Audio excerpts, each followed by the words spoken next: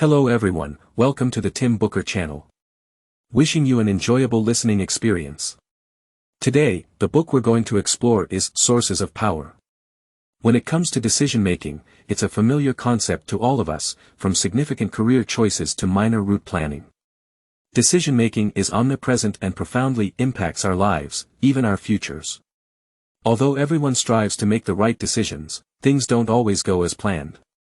The author of this book, Gary Klein, is an authoritative expert in decision-making, having worked with entities such as the U.S. Department of Defense, the U.S. military, and the American Psychological Association. He has been invited by major international corporations like McKinsey and IBM to assist them in critical decision-making situations. In this book, Klein presents a unique approach to decision-making different from traditional methods, known as the Recognition Prime Decision (RPD) model. The author believes that in natural contexts, experience can aid in making efficient decisions. But why does he hold this viewpoint? Let's follow the author's logic as we delve into the main content of this book. First, let's discuss what the RPD decision model is and why it can help us make effective decisions. The RPD decision model is a method that utilizes experience for decision-making and comprises two cognitive processes. The first process is situational assessment, where the decision-maker evaluates the current context and identifies reasonable courses of action. The second process involves using mental simulations to assess these courses of action. This involves some concepts that require explanation. In the first process, situational assessment, it's essentially about understanding the situation and considering if you've encountered similar situations before. If you have, you can act based on past approaches to handling such matters. The key to situational assessment lies in determining the type of situation you're facing. For example, if you're unsure how warmly to dress when leaving in the morning, you can refer to weather forecasts, current temperature, and how passers-by are dressed. These are the clues for decision-making, and the judgment made about the weather is the recognition of the situation type, ultimately leading to the decision of how warmly to dress. Sometimes situations are complex, information for judgment is limited, or the situation is rapidly changing, making it challenging for the decision-maker to categorize the situation. All these factors can affect the outcome of the decision. Generally, the more experienced the decision-maker, the easier it is to complete the situational assessment. Once the decision-maker has identified the situation type, they construct a course of action. This leads us to the second process, where mental simulations are used to evaluate the course of action. What does this mean? Let's talk about mental simulations first. It's an imaginative ability to envision how events unfold and conclude. If you've played paper mazes, you might be familiar with this concept. Before tracing the correct path on paper, you often mentally navigate the maze to avoid making a mess. This is a form of mental simulation. Decision-makers use this method to imagine the entire implementation process of the chosen course of action in their minds, predicting potential difficulties and assessing the feasibility of the course of action. This approach reduces the chances of failure. For instance, the renowned American high jumper Dick Fosbury would continuously imagine himself clearing the bar without a hitch before each jump. Only when he had a clear mental picture of success would he actually make the jump. It's important to note that during this process, the decision-maker evaluates one course of action at a time. In summary, the RPD decision model essentially assists decision-making by following a if this, then that logic. If the situation is straightforward, you can act directly based on the corresponding solution. If the situation is complex, it requires thoughtful consideration of its nature before action. Once both the situation and course of action are clear, you must simulate the action, carefully considering potential problems and consequences, and correcting course as necessary. It sounds simple, doesn't it? But why does Klein believe that using this method can lead to efficient decision-making? To answer this question, we need to discuss the prerequisites for using the RPD decision model, which is in natural contexts. Natural contexts are relative to laboratory settings. In a laboratory setting, certain objects are artificially chosen and manipulated to study how they make decisions in different circumstances. Due to the presence of human factors, decision models in a laboratory setting often come with limitations and may not have a broad applicability. On the other hand, natural context research focuses on real-life situations encountered in daily life and work. As people often jest, reality can be harsher than television dramas. The characteristics of natural contexts include information scarcity, time constraints, high risks, unclear goals, and rapidly changing situations. These are aspects that are challenging to simulate in a laboratory setting. For example, the decision scenario faced by a fire commander during a fire outbreak is a typical natural context. It exhibits several characteristics: urgency, high risks, involving potential losses of lives and property, including the safety of the fire commander, numerous variables on the scene that cannot be accurately predicted, and unclear objectives, such as deciding whether to prioritize extinguishing the fire or rescuing individuals, or letting the fire burn out on its own to minimize damage. While the probability of ordinary individuals encountering decision situations with such high risks and pressures is low, the decision challenges we face in our daily lives, such as choosing a route while driving or making a move in a chess game to turn the tide, often exhibit some characteristics of natural contexts. People tend to use traditional rational analysis methods to make decisions, which involve listing various options, comparing and analyzing their pros and cons, and ultimately selecting the option with the highest overall score. Each step of this method requires a significant amount of time and is typically employed when information is abundant. The problem is that collecting this information takes time. If there's not enough time or you have limited information at your disposal, blindly using rational analysis methods can lead to erroneous decisions. The advantage of the RPD decision model is that it efficiently solves problems without wasting time on comparisons and trade-offs. Specifically, during the situational assessment phase, decision-makers do not compare and analyze different options. Instead, they immediately judge whether the situation belongs to a previously encountered type. For instance, if a building is on fire, and the fire commander observes that the flames are spreading vertically, he promptly adopts the firefighting strategy of spraying water from a height, which is the most effective approach for dealing with vertical flames. In this example, the fire commander directly applied the corresponding response based on the current fire characteristics, without wasting time comparing different firefighting methods. During the evaluation of action plans phase, the decision-maker evaluates one option at a time, known as the single evaluation method. When using this method, decision-makers consider multiple possibilities, but they assess each option individually. For example, if you're driving on unfamiliar streets and suddenly realize your car is out of gas, you'll choose the first gas station you come across rather than comparing all the gas stations on the entire street to select the best one. This single evaluation method is based on the discovery made by Nobel laureate Herbert Simon, which suggests that people tend to choose the first feasible option that comes to mind. It's this decisiveness that makes the RPD decision model more efficient in natural contexts. You might raise the question that while this approach may enhance decision efficiency, it doesn't necessarily guarantee high quality.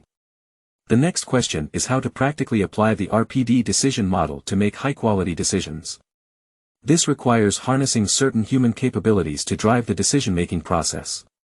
The author refers to these capabilities as sources of power, encompassing 7 forces: intuition, mental simulation, leverage points, insight, analogy, storytelling, and mind reading. Let's discuss these forces one by one, starting with intuition. Intuition usually comes into play in the first step of the RPD decision model, which is situational assessment. Relying on intuition to identify the situation may sound incredible, but even experienced decision-makers firmly believe that intuition has helped them make correct decisions at times. This relates to a fundamental characteristic of intuition: people can recognize something without being clear about how they recognized it. Suppose you've been taking the same route to work for a long time. Over time, you'll notice that you can avoid obstacles on the road even without consciously paying attention to the road conditions. It's as if intuition is guiding you. While it may sound mysterious, it's essentially a manifestation of deep-rooted experience in the mind. When experience accumulates to a certain degree, various decision types and action plans for different situations are already present in the mind. Once a similar situation is triggered, these experiences automatically come to the forefront, although the decision process is usually quite rapid. Decision-makers often find it challenging to describe where their decision method came from and attribute it to intuition. Intuition helps decision-makers swiftly assess the current situation, identify key clues, and match them with previous experiences to determine the appropriate course of action. For decision novices, having accurate intuition can be initially challenging and requires gradual accumulation of relevant experience. The most effective and quickest way is to participate in handling challenging events and undergo relevant training. However, intuition has its limitations and is suitable only for relatively simple decision situations. For complex decision scenarios, another force comes into play: mental simulation. Mental simulation is a widely used method in decision-making, not only for evaluating action plans but also for complex situational recognition. For example, jurors in a courtroom often don't know the actual facts of a case and must form their own interpretation of the case based on the evidence. They decide which lawyer's narrative aligns better with the story they've constructed in their minds, leading to a decision favoring that side. Additionally, mental simulation can be used to generate expectations, imagining how things developed in the past and how they might change in the future, along with possible outcomes. This approach is beneficial because when a contradiction arises between reality and expectations, decision-makers can promptly identify issues and modify action plans. Mental simulation is used throughout various stages of the RPD decision model, making it one of the most commonly employed decision-making tools by experts. Novice decision-makers should learn this method and analyze action plans through mental simulation before implementing them, aiming to identify potential flaws. This is crucial because individuals often exhibit overconfidence in their self-constructed plans, and the less expertise one has, the more susceptible they are to making errors. Mental simulation helps us find vulnerabilities and continuously improve action plans. Intuition and mental simulation can help us identify problems, but how do we go about solving them? This is where the third force, leverage points, comes into play. Archimedes once said, "Give me a lever long enough and a fulcrum on which to place it, and I shall move the world." It illustrates the immense power of leverage. Leverage points, in essence, are the breakthroughs for problem solving. Through a small change at this point, significant differences can be achieved. The author gives an example of a doctor treating an infant with an obstructed airway due to a cyst in the throat. One method is to insert a breathing tube down the throat, but the presence of cysts makes it hard to find the entrance. Another approach is to surgically open the baby's trachea to establish an airway, but this method carries the risk of infection. At this point, the doctor came up with an idea: by pressing the infant's chest, bubbles appeared in the baby's saliva, indicating the entrance to the airway.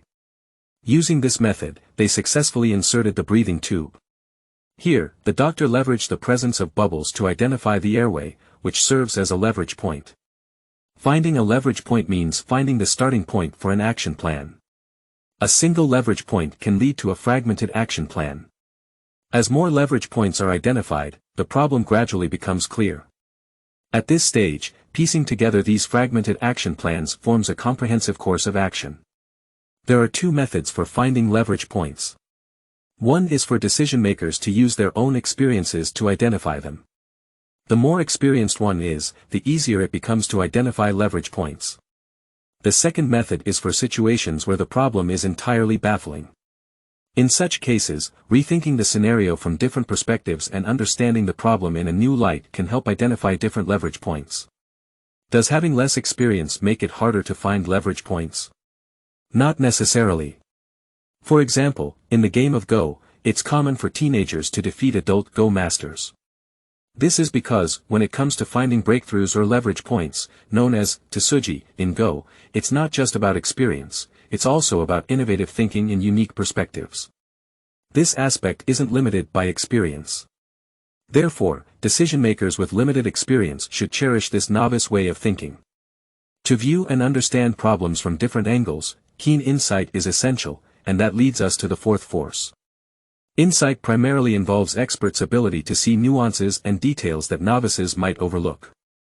They can recognize anomalies more quickly and possess a broader perspective, seizing opportunities and adapting to changes.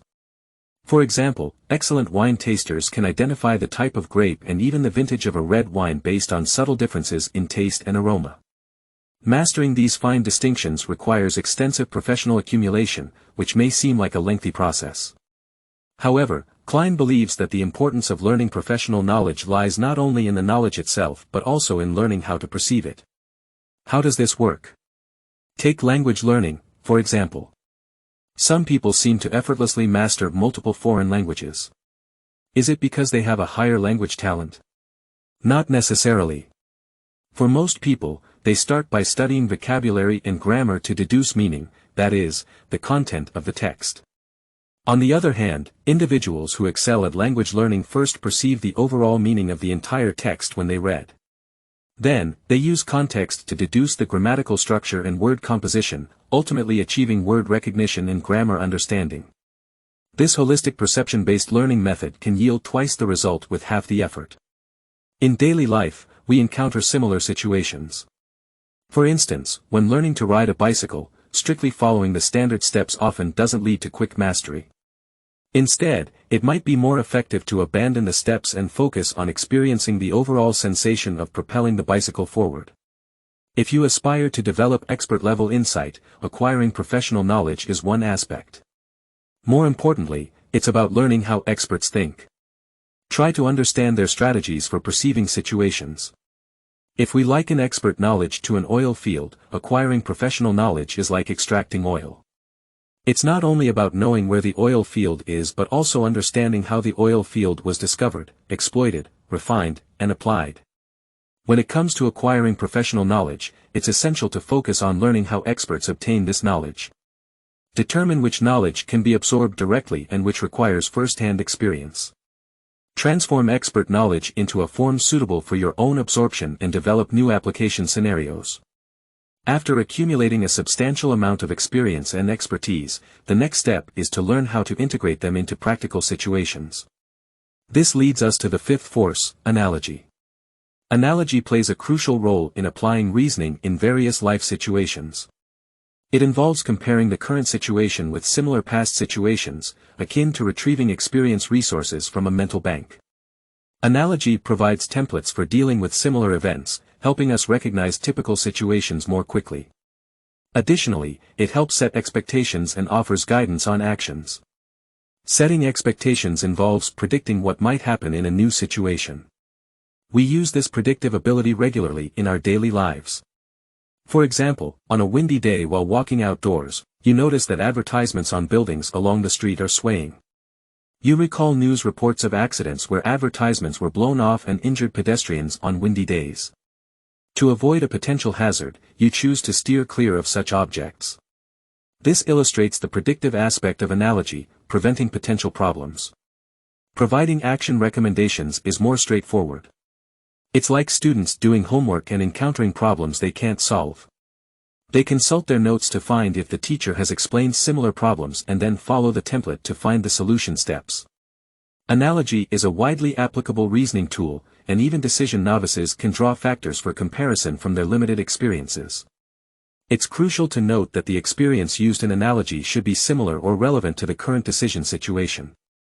The common mistake novices make is inaccurately assessing their own experience, resulting in the guidance of incorrect experience and, consequently, erroneous outcomes. Insight and the power of analogy are both derived from experience. Moving on to the sixth force to discuss, storytelling can help us consolidate our own experiences, making them easier to draw upon in the future. If you were to ask a decision-making expert why they consistently make correct decisions, they might offer vague responses without practical advice. However, if you request that same expert to recount their most challenging decision or their most satisfying experience, they will undoubtedly share it with great enthusiasm, even recalling intricate details.